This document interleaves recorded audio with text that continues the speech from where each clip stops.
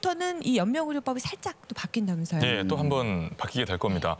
지금까지는 이랬습니다. 이게 만 19세 이상 직계가족 전원의 동의가 이게 필요했어요. 그래서 90세 가량 이제 노인이 계시다고 네. 하면 임종기에 증손주의 사인까지도 필요한 상황이 될 수가 있었죠. 증손주가 만 19세까지 넘어갔을 경우에.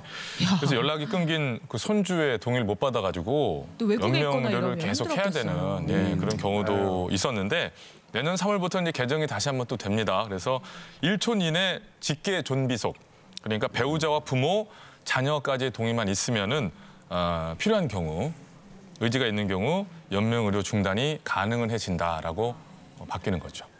이게 참 가족 입장에서 아유 정혜 씨 죄송해요. 자꾸 아버님 근데 저는 생각나게. 진짜 저희 아버지 죽음을 보고 또 연명으로 결정법에 이제 사인까지 한 사람 입장에서 이건 정말 잘한 법이다라고 생각을 했어요. 그러나 이게 이제 본인이 결정하지 않고 가족이 결정을 하게 되면 그 고통은 우리가 상상하는 것보다 너무 크더라고요. 왜냐하면 아버지가 살아계시지만 살아계시다고 볼 수 없고 또 돌아가셨다고 하기에는 또 숨을 쉬고 있는데 과연 내가 아버지 심폐소생술, 인공호흡, 투석 이런 걸 전부 다 그만해야라고 내가 어떤 권리로 내가 결정을 해야 되지? 이게 1시간 단위로 마음이 바뀌어요.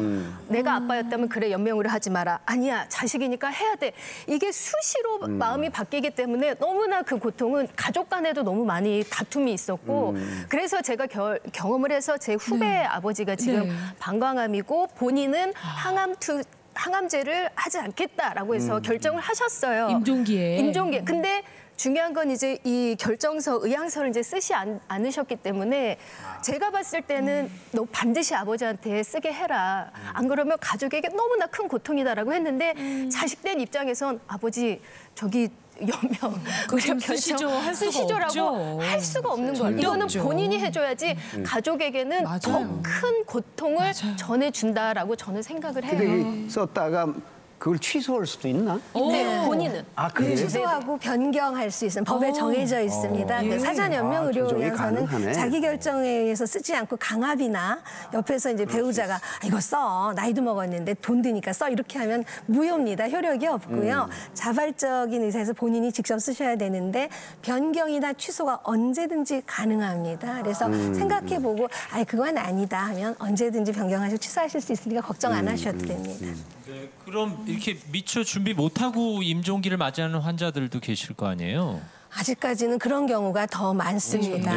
이제 사전 연명의료의향서를 작성해 놓으시면 제일 어떻게 보면 맑은 정신일 때 작성하면 제일 편리한데 만약에 미처 작성하지 못했는데 중환에 걸렸을 경우는 병원에서 의사에게 환자가 요청할 수 있습니다.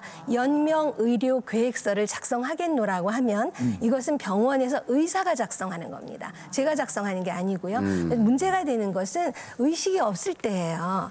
그러니까 의사표시를 못 하실 텐데 두 가지입니다. 의식이 없을 때 평소에 나는 연명치료하지 말아줘 라고 말씀을 하셨다면 가족 중에 2명 이상이 우리 어머니는 연명치료 안 원하셨어요. 맞아 어머니가 그러셨지 하면 의사 2명의 확인을 받고 연명치료를 중단할 수 있는데 이때 중요한 것은 다른 가족 1명이라도 언제 그러셨어? 난 못 들었어.